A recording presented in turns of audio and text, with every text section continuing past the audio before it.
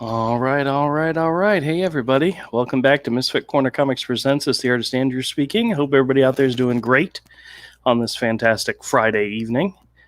I'm waiting, giving a second for YouTube to catch up and make sure the audio is coming through okay. Hope it is. All right, cool. It is. Since everybody probably missed it. Hey, everybody, and welcome back to Misfit Corner Comics Presents. This is the artist Andrew speaking, and we're live streaming. I know I'm running late this evening. I twisted my neck, most likely while I slept last night, and it has been killing me all day long. And sometimes the only thing that helps relieve the pain is a nice hot shower. So I took a quick hot shower before I started the stream, and of course, nice hot shower, you tend to lose track of time, and you run late, which is what I did. But that's okay. I'm here. I'm glad to be here, and I hope everybody out there is doing good. I sent some invites out to some people. We'll see if they're able to join, and if not, we will just do our thing. Hope everybody's doing good. This week seemed like it just took forever to get to Friday. I don't know if anybody else had that feeling or not. I think it has to do with, as we get later into the year, time tends to slow down. Or maybe it's because I got something to look forward to this weekend that everything slows down. It's how it happens sometimes. But there's a small convention going on tomorrow, this weekend. And my brother-in-law and I are going to drive down there and attend the first day, and we'll see what happens. Oh, Todd's here. Let me bring him in. What's up, man? You're on mute. Oh, good gravy. Hey, Boomer. How you doing? I'm doing all right. Well, I was just telling everybody that there's a small convention type show sale going on this weekend. So my brother-in-law and I are going to go down tomorrow morning and take part and see if we can get some new comics for the store. Oh, nice. One of my favorite things to do. And I just got word via UPS that my order of 1,000 bags and boards that I ordered about a month ago, has now shipped and will be here hopefully Tuesday. So the more new comics I get, I'll have bags and boards for them. Yay! That's awesome. That's super cool. We love bagging and boarding comics. That's awesome, dude. Hey, Now you first. Oh no, I was just going to say I hate to disappoint you, but we don't need to do a New York Comic Con guest list update this evening because it hasn't changed since last week. Yeah, well, I'm sure it will. It will gradually, but as of right now, it hasn't. Mm-hmm. And I did not make that segment into a separate video from last week, so I'm going to go ahead and make it into a separate video and post it as if it was this week's update. I have a question for you. Yes, sir. And this is genuine curiosity. Oh, so boy. And this is a little off topic, but not totally. Is Jacksonville COVID? Has COVID made Jacksonville a hellscape? Not that I'm aware of. Are people dying in the street? And I'm seriously not trying to be flippant. Are people dying in the streets? And is it like peak COVID where like the nurses are crying and it's just like everyone is dying? If that's happening, I haven't noticed.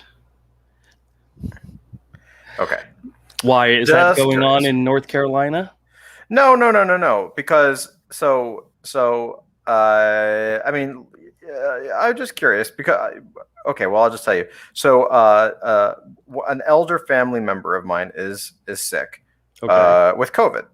Okay. And it's okay, whatever. And in fact, as of tonight, this person seems to be doing better. But it was they're an older person, so everyone's talking about funerals because she was on oxygen. I mean, it's serious, right? It's serious. Of course. But I was talking about we were seriously talking about funeral arrangements, and everyone's like, well, of course, you're not going to know. You don't really have plans until it happens, right? Which obviously. And then I was like, well, everyone started talking, and like nobody was going to go, basically, because of the Delta variant. And I was like, because Jacksonville is such a hotbed. yeah, they're just like, and I was like, and I said, well, I'll come. I was like, I'm not going to let this person be buried with no family around. Like that's insane. I'll come. They're like, but Todd, you have children. I'm like, yeah. And they're like, and then they started basically fear mongering, saying like basically how, I mean, they described Jacksonville as like hell on, I mean, literally hell on earth. Like they were just like, people are like dying in the streets, and like crazy. And I was like, really? Like I haven't heard. I was like, and I didn't say this. I was just kind of accepted it, but I was just like, I was like, I haven't heard Andrew or Avery tell me anything about this. Like, I mean, I think we would have talked about it. Like, I mean, they're just like, do not come. You have children. What, God forbid you bring it back. It's so dangerous. It's so deadly. Like they might not even do graveside. They may have, I mean, literally they were one, I kid you not. They were one, they didn't get this far, but they were like, maybe like one conversation away from like, we need to burn the body. Like that serious. And I was just like, I mean, it's not my town anymore. So I'm like, okay, well, but I also know the political side of it, and I know how media works. So I was just like, yeah, my gut tells me not to believe you, but I was like, well, I'll ask Andrew and see if it's like, if it's something. I'm not going to confirm it, but I am absolutely sure I know which crazy person in your family you're speaking to. This is a couple, bro. Oh, I understand, but I know who one of the main ones probably is, because my mother's insane too. I am going to take the fifth on that one. Yes. And I'm just like, I don't understand. Like, what the hell are you? They're just like, it is so bad. It is just, it is Terminator. Like literally, like I'm telling you, like I swear I was waiting for the description of like the T-1000 stepping on skulls. Like it was that extreme, and I was like, I don't watch the news, but I do stay informed, and I haven't seen this anywhere. Rick says my mom isn't insane, and then he says yet. Oh, it's coming. Did I tell you the story? My father's birthday, 76, 77-year-old, getting ready to celebrate his birthday, and my daughter calls me up in a panic, and I said, "What's going on, babe?" She said her fiance's coworker came down with COVID.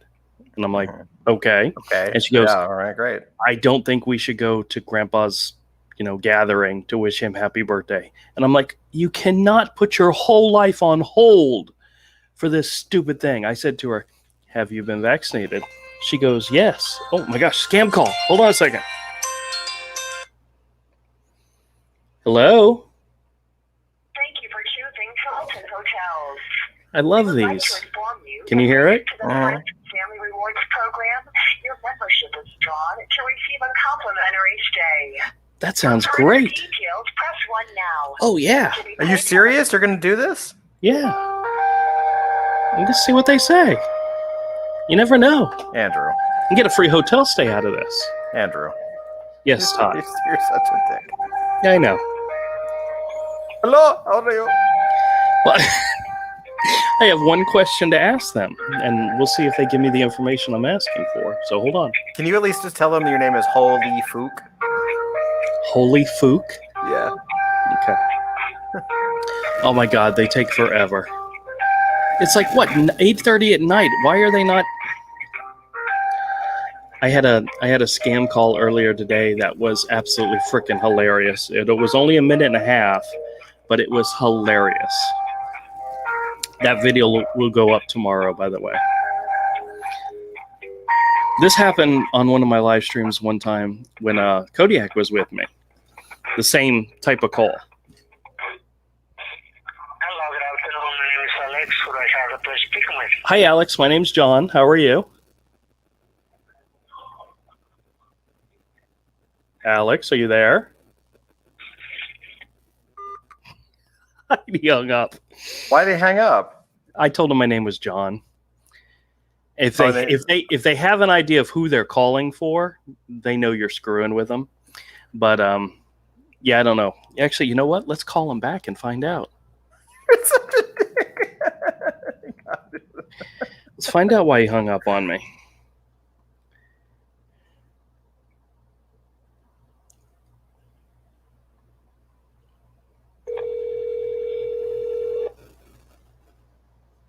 This call will be recorded for quality assurance. Oh, good.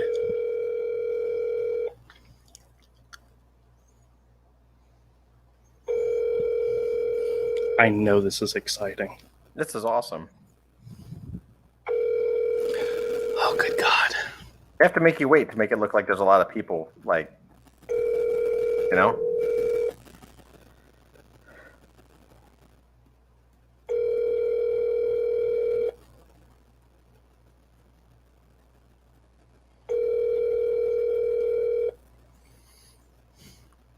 Your call is very... Calling Barrier Plumbing. Business hours are from 8 a.m. to 4:30. A plumbing place. Please leave a brief message and a phone number. Oh, they use someone else's number? They use someone else's number. How do they do that? How do they pull the callback thing to like a plumber? I don't know. I don't really care. I usually don't call the numbers back if they're local numbers because they usually use local numbers when they're scamming. Mm-hmm. But from time to time, if it's not a local number, I'll give it a call just for the heck of it. And most of the time you'll get this number has been disconnected or whatever. But the one I got earlier that was hilarious is from the U.S. Marshal's office. Oh, God. Because my name and my identity had been used to commit some type of crime. Uh-huh. And they were contacting me, which is something they do not do, just so everybody knows. And the guy starts the conversation. He introduces himself and gives me his name. And I'm writing down notes because Did he have a thick? I'm just have to ask. Did he have a thick? Oh, absolutely, absolutely. Yeah. But I'm not saying, I have a range. If it comes through and it says scam likely, yeah, you get 10% chance it's a scam. Because sometimes regular numbers will come through as scam likely. So I don't give that much credence. I see that and I don't worry about it. If the person who answers the phone has a foreign accent, not just an Indian accent, but any foreign accent, you're like 50% sure it's going to end up being a scam call. So I always go into it thinking that way. And this guy, he gave me his name. His name was, I forgot, I wrote it down. Matter of fact, here, I got it written down right here. Mark.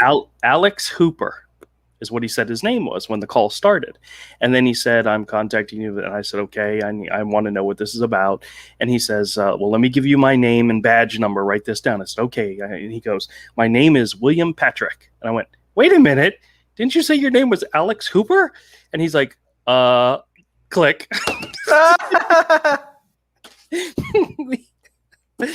The dick forgot which fake story name he was giving.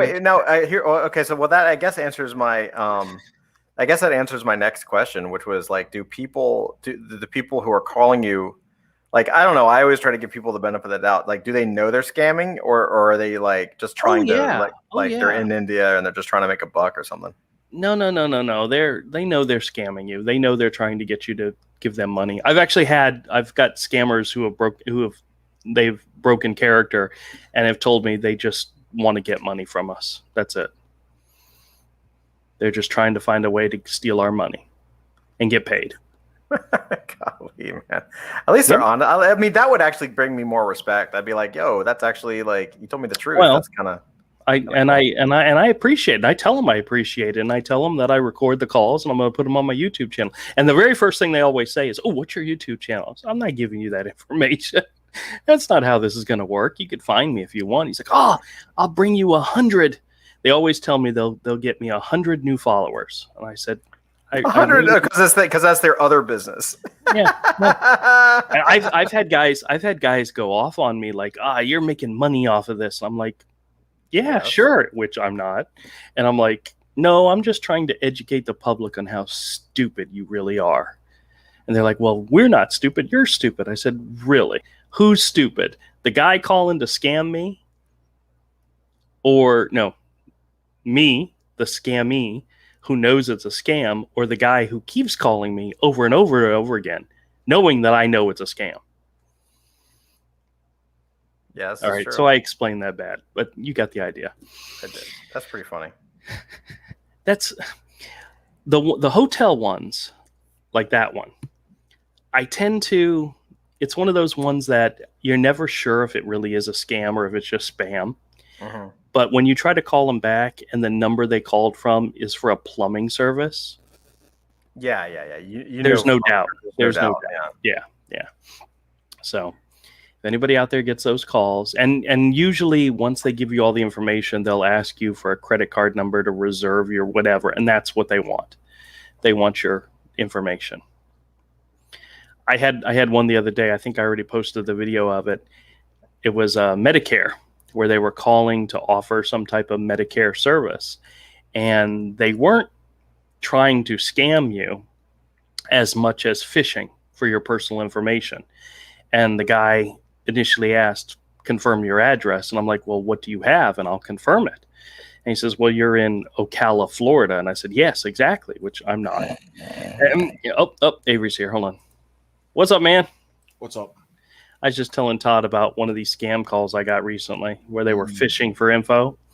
And I told the guy, he said, give me your address so I can verify it. I said, no, you tell me what you have and I'll tell you if it's right or not. He says, well, I know you live in Florida. I said, great. We're halfway there. Keep going. He's like, and you live in Ocala? And I'm like, yes, of course I do. What address do you have for me? And he refused to give me the address. I said, all right, let's back up. What's my name? Let's do that first. And he gave me some name I'd never even heard of. And I says, well, yeah, you got that right. And they're not calling to help you. They're not calling to offer you a service. They're calling phishing for your personal information. And anything you give them, they're going to use. Your date of birth, your age, your zip code, anything. I never, ever give them anything of valid. And the U.S. A value, right? The U.S. Marshal that called earlier today asked if my name was Andrew, and I confirmed that. But that's all I confirmed. But why did a U.S. Marshal call you? It's not a real U.S. Marshal. Because my info here. Hell, you want to hear this? You want to hear the call? Not really. All right. Well, we're gonna play it anyway. Yeah, I'm with Avery. All right. Let's see. Here it is. This is a good one. Thank you for choosing Charlton Hotels. Oh, nope, that's not it. That was the one we just did. Yeah, the reason that we're talking about this, Avery, is because he got a scam call while we were talking. Yeah. Oh yeah. Okay, I found out what happened to my cable that took me out. Oh yeah, what happened? Somebody came up to my house and cut the line. What? Are you kidding me? No. Why? I don't know. We don't know who did it. It was your mom. I doubt that. She wasn't in the state. Yeah, I know. Just some random asshole. Maybe. Well, it's something somebody can easily do and screw up your day, you know? And they did it. I mean, they did it. They had to have done it late at night, like really early in the morning. Because I'm up at 3 and 4 in the morning. Well, no, it's like that time I slashed your tire. Yeah. So nice of you, you know? Yeah, I'm leaving. I'm glad I'm leaving. You're leaving? Oh, I decided I'm selling my house. I'm out of Jacksonville. Oh, okay. Oh, nice. Where are you going? Adel? Yeah, Georgia. Awesome, brother. I'm out of here. The hell with this. Yeah, I don't blame you. Yeah. So I'll ask you. What Todd's been told, we've got dead bones in the streets and everything. Bodies, not dead bones. Dead bodies. Sorry. Dead bones. Yeah. I'm just trying to find out. Like, I genuinely was curious if Jacksonville was like a COVID hellscape. No, it's like everything seems normal when I go out. Except like some genuinely people wear masks. Like genuinely, like are the hospitals overflowing and the hospitals are completely full and the nurses are crying because peak COVID. Yes, anything of the sort. We're getting, I we're hearing think that so. every day. We're hearing that every day on the news. But it's now considering hospitals aren't prepared for as many people who might need oxygen who have COVID. Are they having some problems? Maybe. But as far as overflowing and craziness, people are walking around. Most people are walking around like normal. Some people choose to use masks.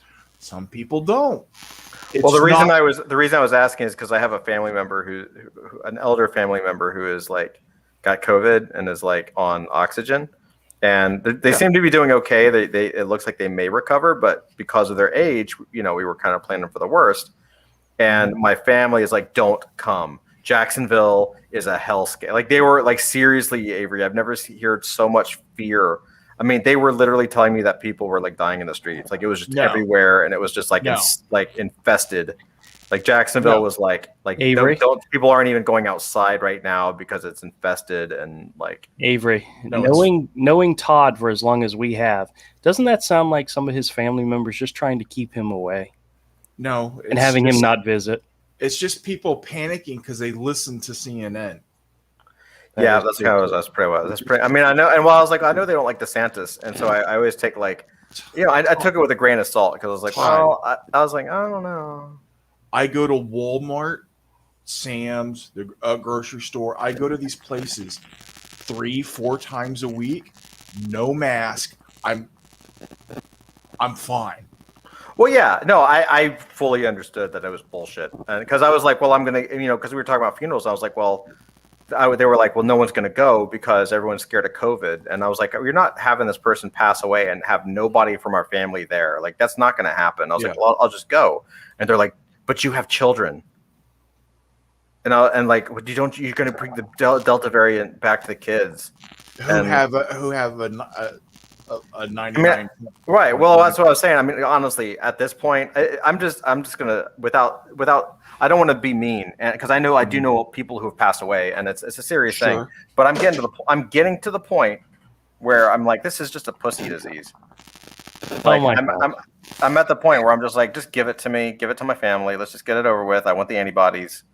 And I know. I'm not saying that. I don't mean that literally that that's just how I feel because of all the all the terror and the fear mongering and all the shit that I have to go through as a parent, like with schools and stuff. Like fuck you, like it's insane. Well, what people don't seem to understand is it's not going anywhere. Right. That's what I'm saying. Like we just gotta deal with it. We have to adapt the same way we did to the cold and the flu.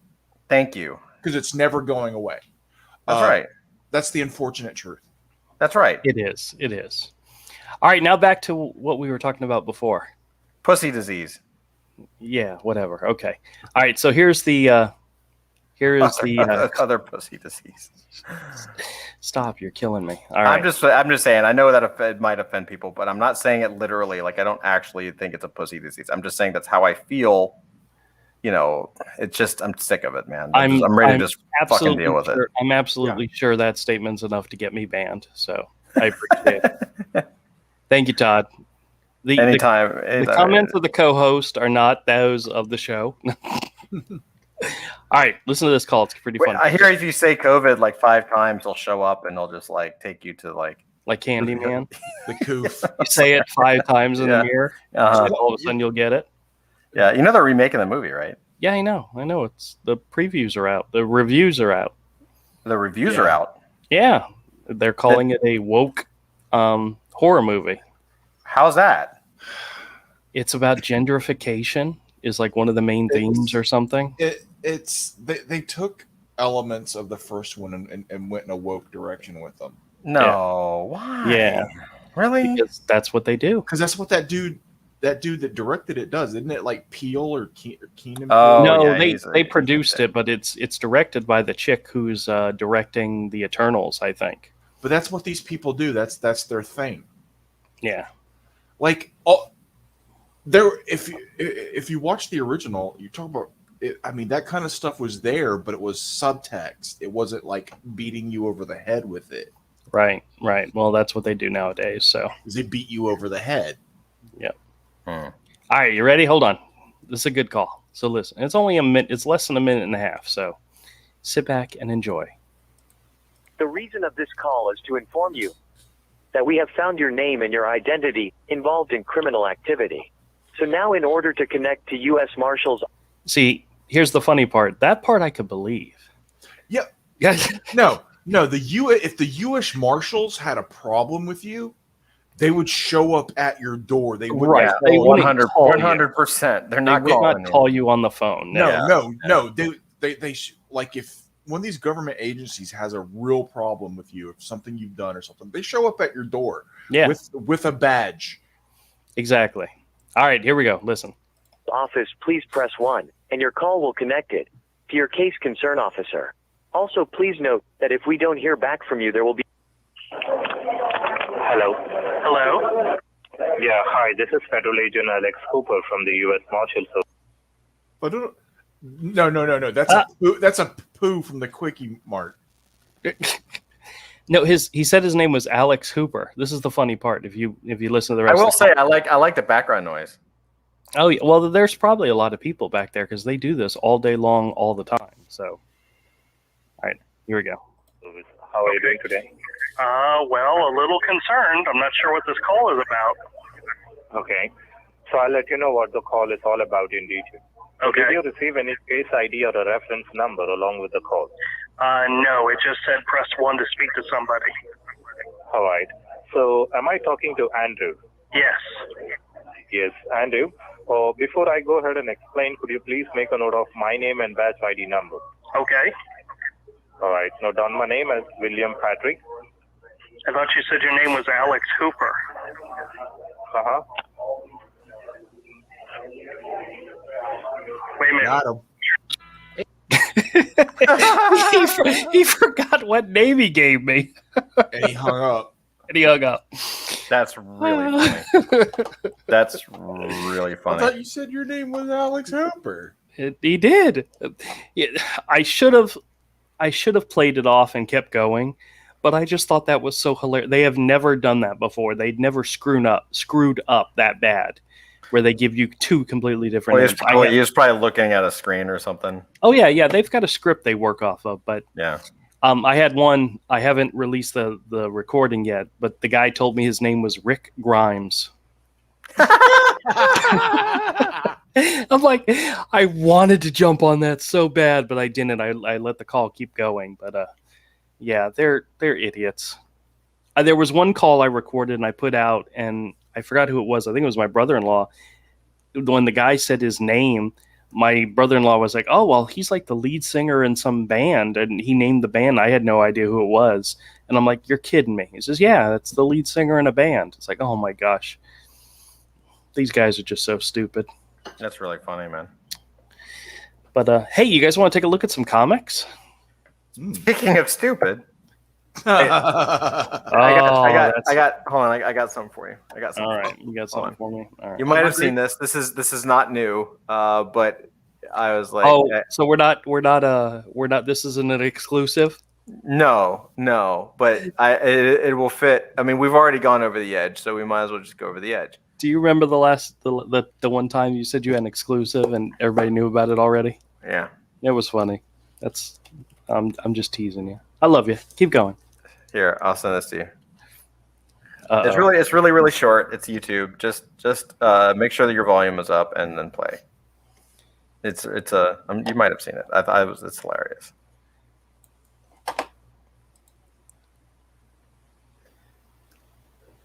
What? Just play it. All right. Hold on. Todd would never, ever send me wrong. No. I'm Never. reading the title and I don't know what the heck this is. Just play I it. think I've seen this before.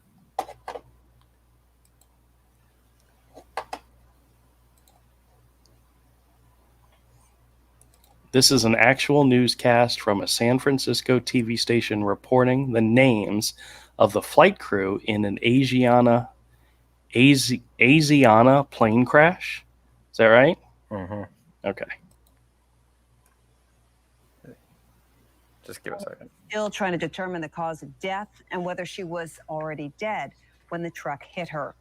We have new information now also on the plane crash. KTVU has just learned the names of the 4 pilots who were on board the flight. They are Captain Sum Ting Wong, Wee Tu Lo, Ho Li Fook, and Bang Ding Ao. The NTSB. That is not. That is not. Does she realize it? She does not. No, She does not. This Oh is my the humor. gosh. This is what makes it funny. All right, we'll finish listening to this. That's hilarious. And who put that up there that she, like somebody got fired? Somebody got fired. He has confirmed these are the names of the pilots on board Flight 214 when it crashed. We are working to determine exactly what roles each of them played during the landing on Saturday. That's it. That's wrong. That's wrong. Isn't that great? No, it is great. That is just so wrong. It's just wrong. Yeah, it's just awful. No, it's wonderful. The fact that someone actually wrote that up, it's hilarious. Yeah. They whoever wrote that got fired. Oh, they definitely got fired. Got fired. Yes. Oh yeah. That is, and I agree. That is a fireable offense, like without question. I can't believe she got through it without realizing it. Who didn't? Yeah, I mean, especially. Well, the funny thing is like I would have never pronounced it Fook. Mm. I would have never said Fook. I would have said fuck. It's holy fuck. Like it's. Yeah, it was the "we too low" that got me. Something wrong. Like that's just awful. I do not. I disavow. I avow. He says I avow. I avow that. I approve that message. I disavow. But you have to laugh at humanity. That's all I can say. You got to laugh. Oh, it's we're definitely laughing at humanity. All right. Blade of the Immortal. Check it out. I've been meaning to do this for like 2 weeks. Yeah. Somebody traded in a whole bunch of Blade of the Immortal. Actually, it's a run from issues 87 all the way to 130. And I was telling Todd, these covers are just absolutely fantastic. Every one of them is gorgeous. Even the simpler ones like this is just gorgeous. But I figured we'd take a moment and look through them. Because can you pronounce his name? Hiroaki Samura. Hiroaki Samura. Hiroaki. It's like the spelling is right there. It's Hiroaki Samura. Yes. Like tempura, Andrew. You'll know that word, but not. No. All right. Well, this is issue 87. It's like tempura. Dude, what's wrong with us and making fun of Asians today?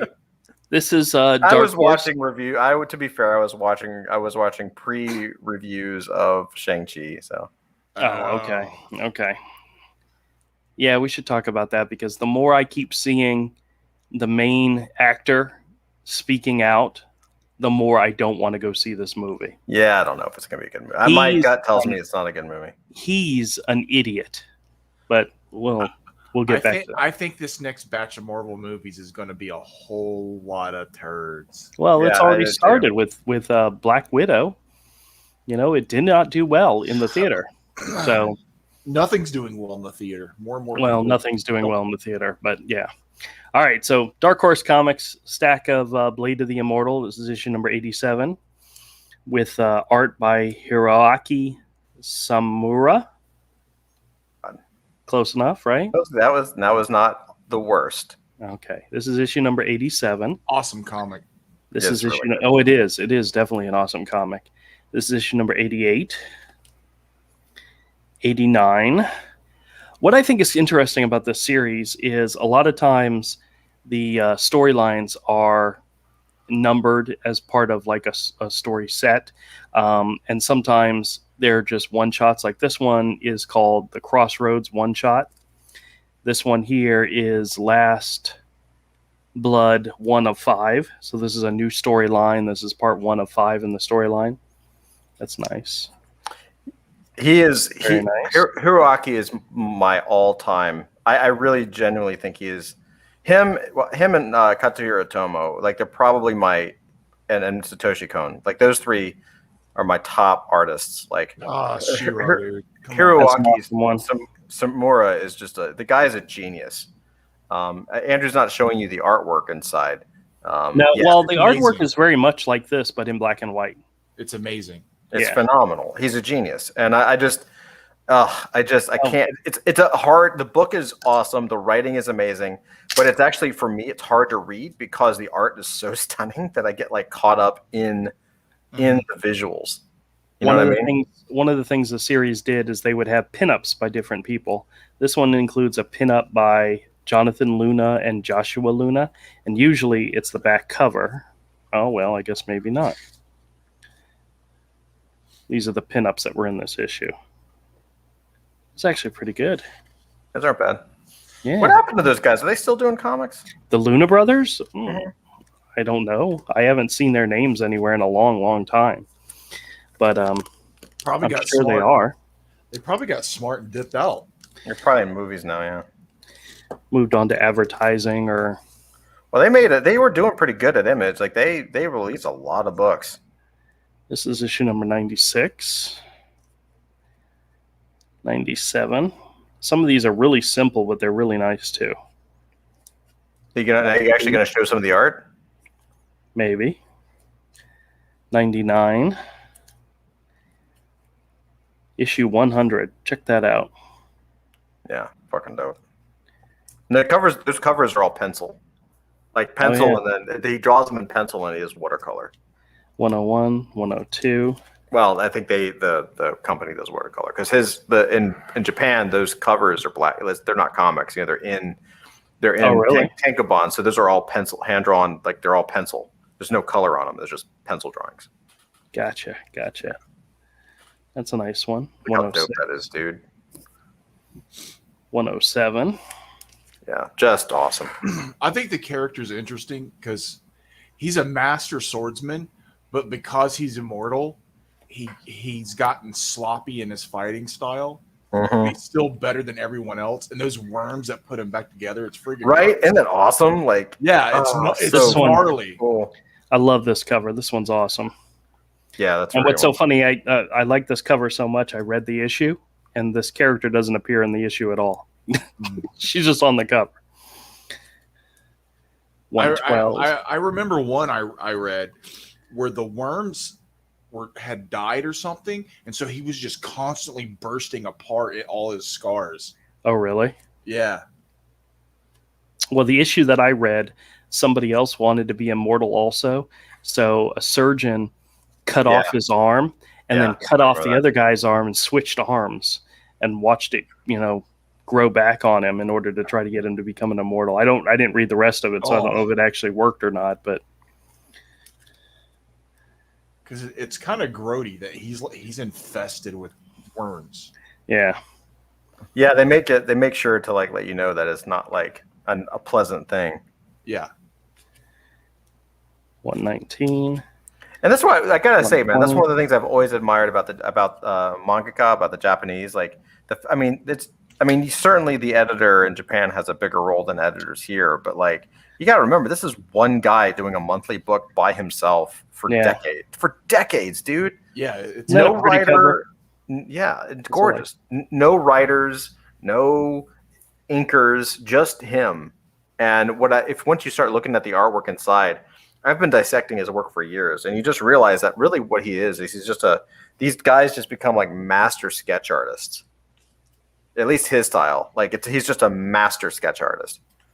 Like it's just incredible. All right, we'll look at this last one. That's gorgeous. I don't know how many issues this series went. Maybe I'll look that up in a minute, but it went for 31 volumes. 31 volumes? 30 volumes. 30 volumes. So each volume was 6, about 180 issues, I think. Something like that.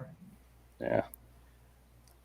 I mean, it's hard to tell on camera because everything, the print, he's so good that the print comes down, like it makes it look like solid images. But like if you're looking at it up close, you really can tell that it's just sketching. Right, right. Like it's really loose. His lines are incredibly loose. And the zip tone patterns or duotone patterns, whatever, tighten it up. Yeah. And sometimes he uses wash. I mean, yeah. Just incredible. It is. He is pretty brilliant. Even if his stuff is a little like risque. Well, this isn't risque, but what are you talking about? Well, there's a well, I'm not even gonna. There are some scenes that are not. Yeah, it's mature reader. It's mature reader. Yeah. Well, needless to say, the stack of new comics will be in the store this coming weekend, probably later tomorrow afternoon after I go to that show. And if anybody's interested, come on by. We'll sell them to you cheap. Oh, all right. Excellent. I've been wanting to make that part of the video for a while now. It's just the way it goes, man. Oh. So what's new and happening with you guys? Anything interesting? The Lost Pages 2 is getting ready to launch. It's still in the sign up phase. I'm almost done with my parts of the story, which is the intro and outro, basically prologue and epilogue. Very good. Very good. What I'm doing for that. That's awesome. When does that campaign kick off? In the next week or two or something like that. Okay. Go check out Phil Pops's Twitter. It's in his Twitter. And I'm supposed to be doing the finishes on a black and white ash can on something else. Another artist is doing the layouts, and I'll be finishing it. Oh, awesome, dude. Okay. For the people, an ash can to go with it. That same character I did the short story for and the other one. Okay, very cool, very cool. We'll have to do some updates on that as it happens, as it goes through. Let me go to Twitter. I got a bunch of stories for you. Man, I definitely try to avoid Twitter. But I'm going to Twitter and I'll look. I'm on Twitter. I'm on Twitter every day now. Yeah. Really? I'm sorry. Oh, next month. The Lost Pages 2 launches next month. Okay.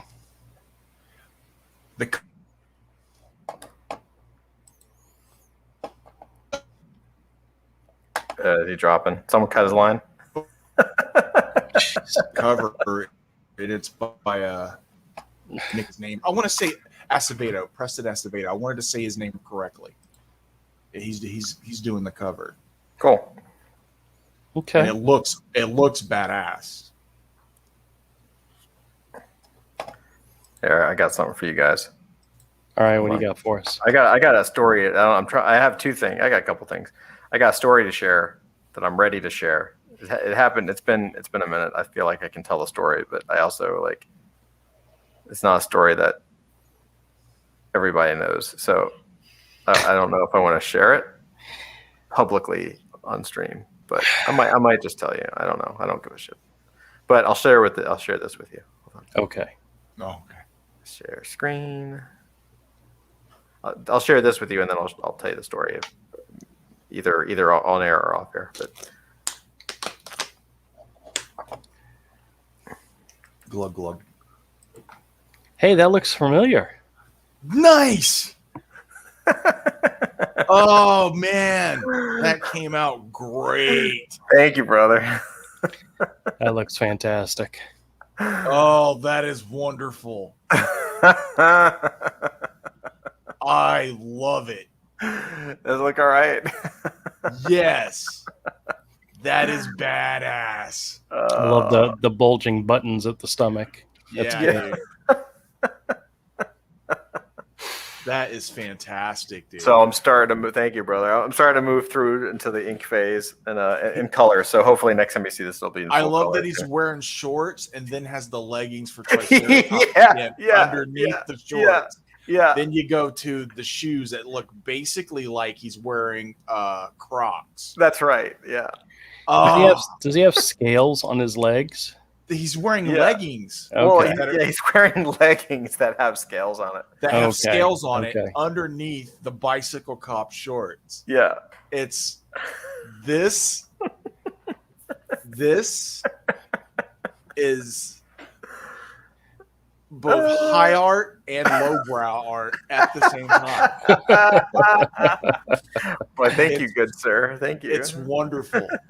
Now, have you posted this anywhere, or is No, this is debut. I'm gonna post it next week. Oh, I on love it, Discord. dude. This Okay. is the best shit ever. now are you going to do a color version of it, or? Yeah, of course. Okay. All these are going to be colored. I just have to I'm getting through the I'm just trying to bust ass. Like we were supposed to launch this month, but I think it's either going to be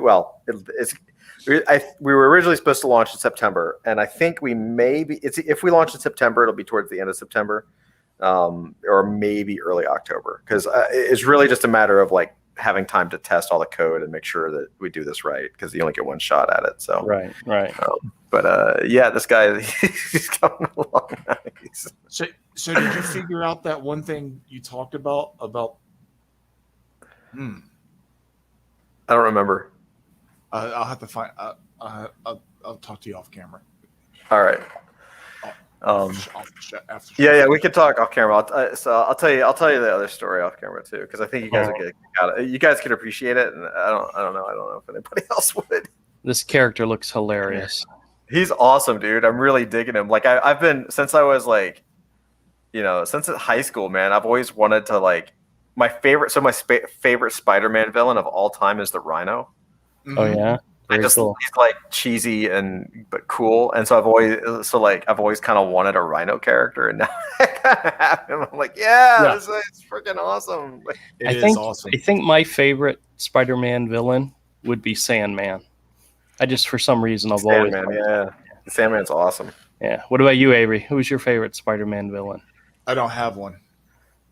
Oh God, come up with something. I don't give a shit about that kind of stuff.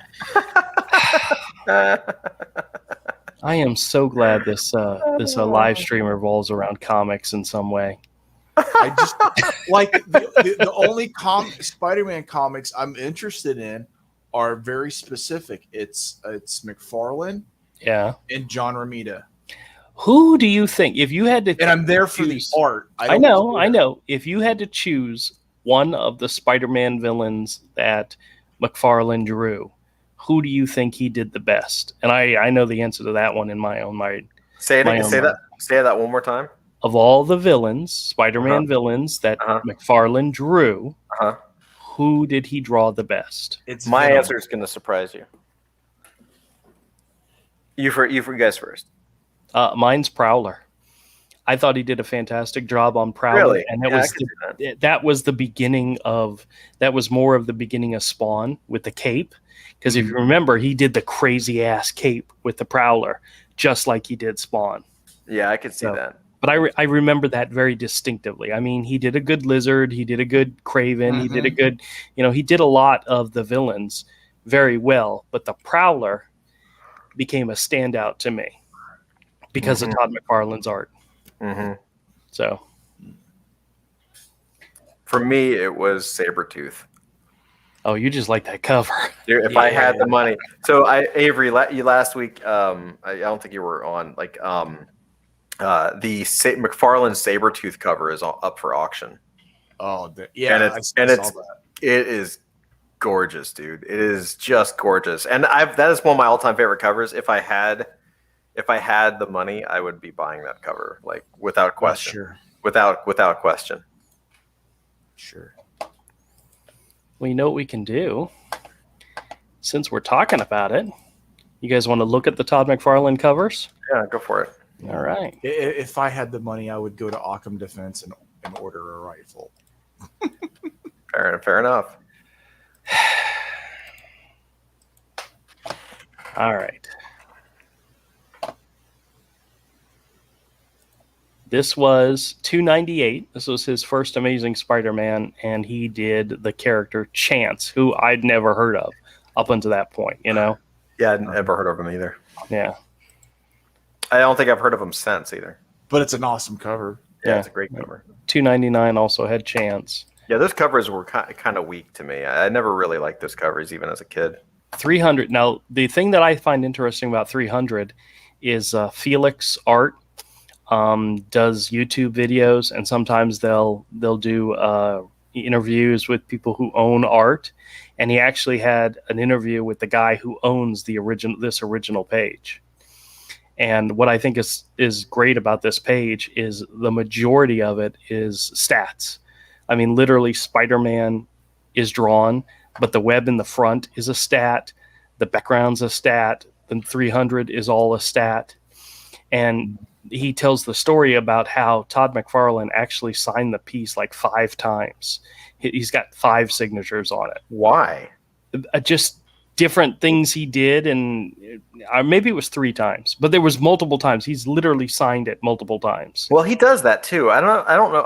If I get a chance to meet him again, I'd like to ask him about that, because I have that McFarlane Hulk, the Cosmic Hulk, not the original, that production piece. Yep.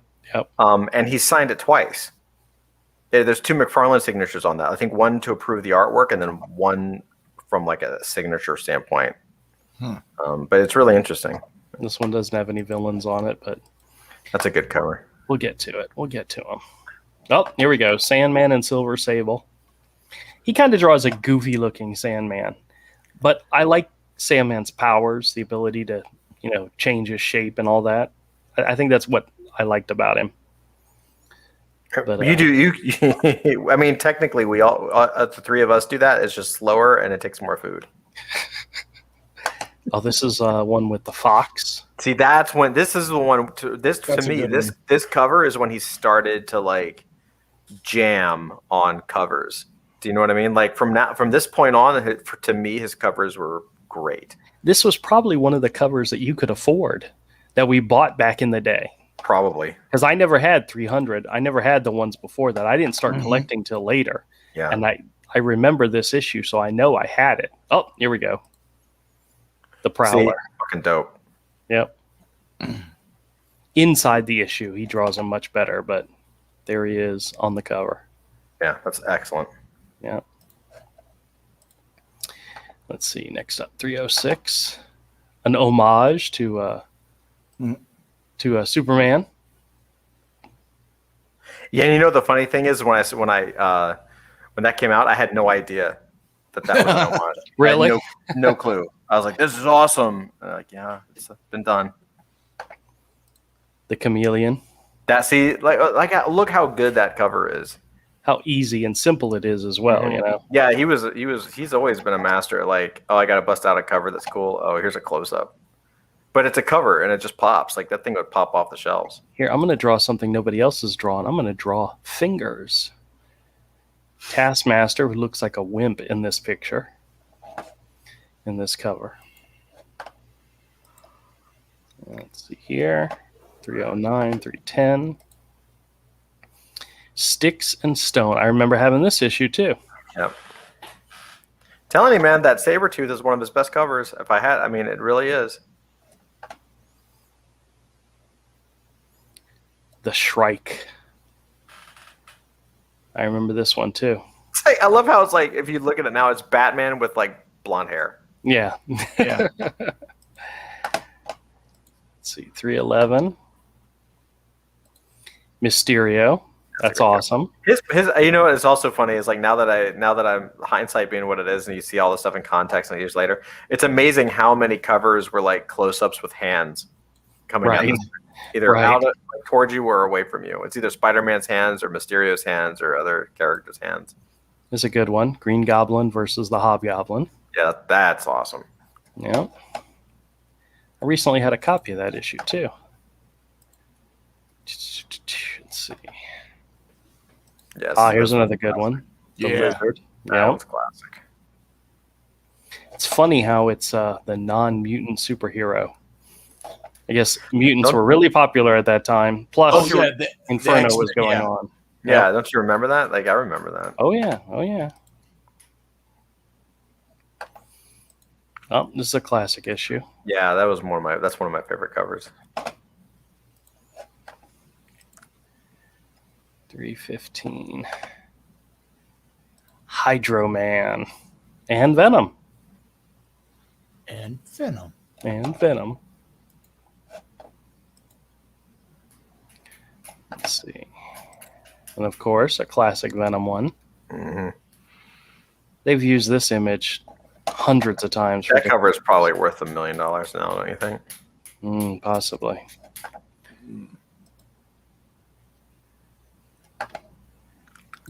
Wasn't that technically that was the second Venom cover? This one? No, the one before it. Because the one that had Venom on the cover, like with Hydro Man. Oh, yeah. But that was like the first full Venom on the cover. Very cool. See, I remember all these issues. I had all of them. This one, too. This was his redesign of the Scorpion. And now the Scorpion's a girl. Really? Oh, yeah, they've made a female Scorpion. Why? I mean, not that I care, but look at that cover. Look at that Rhino, bro. Come on. Backlash, Rhino, and Scorpion. He's not nearly as big as you'd want him to be, though. No, I would want him to be like, you know how McFarlane drew the Hulk? Yes. Yeah. That's to me is like prime Rhino. I don't feel like Rhino ever got like his due. Paladin. You know who draws a really good Rhino? Kare Andrews did a good Rhino. Also, what's his name? Duncan Figueroa, whatever. Yeah, did a good Rhino. Yeah, Figrigo. Yeah, that Paladin cover is sick too. Yeah, these were great. This is when I really got into it. Like when during the Paladin stuff, and like I think I was in 8th grade. These were the first like big time like McFarlane books that I got. I was like in love with this shit. Look at that, dude. That was a great one right there. That's just a master cover right there. That's so good. The assassination plot. Yeah.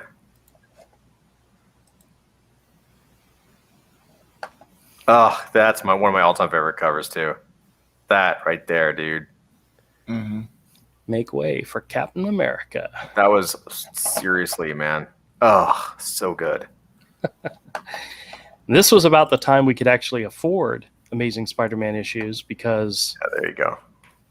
We were buying them at the time. Look at that. Oh yeah. Ugh. And I'm telling you, we saw the original Avery. It looks, it looks so crisp and so good. It's just awesome. Now, how many more issues did he do the covers from? Not very many, I don't think. No, it's coming down to the end of it. Yeah. What was that? The top to a bottle of scotch. Oh, okay. Yeah, this is not. Who was that? I don't remember that character. What was the name of that? That's This one? The bad guy. Graviton? Was it? No. Who the bad guy? Isn't that the character that got his arm ripped off in X-Force? Reaper? No. I don't know. I have no idea. I don't remember. And then we jump into Larson. This is Larson. Eric Larson, yeah. That's still a nice cover. Eric Larson, I really enjoyed his Amazing Spider-Man run. Well, we'll do Eric Larson another time, but yeah. That was a nice little look through Todd McFarlane Amazing Spider-Man history. Now, that doesn't include the 16 issues he did or the 15 issues he did of Spider-Man, the adjectiveless Spider-Man. Yeah. Maybe we'll look at those another time. But for right now, the Amazing Spider-Mans, those were awesome. Those were in the heyday of our time in high school. You know, we were all collecting comics. We were all wanting to be artists. And that's what was out. Yeah, that was like, those were really good books, man. I didn't buy any of those. We were buying like Lobo. You were still doing Slain. You were like way ahead of us. Yeah, Avery had much better taste in art. Even though we all liked a lot of the same stuff, Avery was on the fringe, the experimental, you know, the stuff that we look back now and imagine as being gods of art. Yeah, like weren't you doing Judge Dredd at that point already? Like 2080? I was kind of interested in some that type of stuff is what I was interested in. Yeah. You know, the European artists and stuff. That's where I was already heading. Because because I had already found, like Havoc and Wolverine Meltdown, and was just Meltdown, like, yeah. Oh, so I was good. just like, wait, Oh, yeah. there's people that do comics that can draw and paint, Right. like illustrators and fine artists to do comics. Oh my gosh, I Ooh. can't believe I missed an issue. I became drawn to that type of stuff very quickly. Yeah. Todd, I can't believe you let me miss this one. A McFarlane issue? Yeah. But I was buying Uncanny X-Men. All the Oh, X-Men yeah. books. Well, that's 328. yeah. I mean, that's the stat that I have. Like, Yep. I've got that. Yeah, I've got that. That's an awesome cover. Yeah. It is an awesome I've got cover. so I've got the production. Like, it's not worth as much as the original, obviously, but I've got Yeah. the production, the production used piece that was shot Mhm. for that cover. So, because they take a photograph of the art where they used to take a Mhm. photograph of the artwork, and they use the photograph for the cover. So I actually have the cover, which is pretty cool. Yep. The rest were Eric Larson. Okay.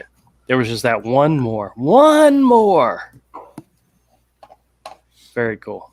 I can't believe I missed that one. Yeah, You should be ashamed, Todd. You didn't notice. Well, I did. I